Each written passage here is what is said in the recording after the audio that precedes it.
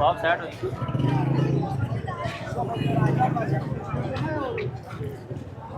ये refreshment centre पूरा बना हुआ है। हाँ हाँ, ये गाड़ी मंगवा ली मैंने। सारा सामान जो भी इसके पास है। भाई ऐसे रास्ता देने जैसे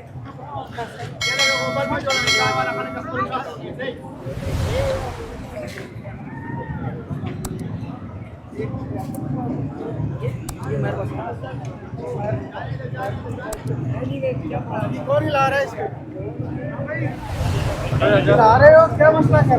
यहाँ पर देखिए इतने अरसे डेली यहाँ पर रखते हो, आज नहीं ला रहे हो।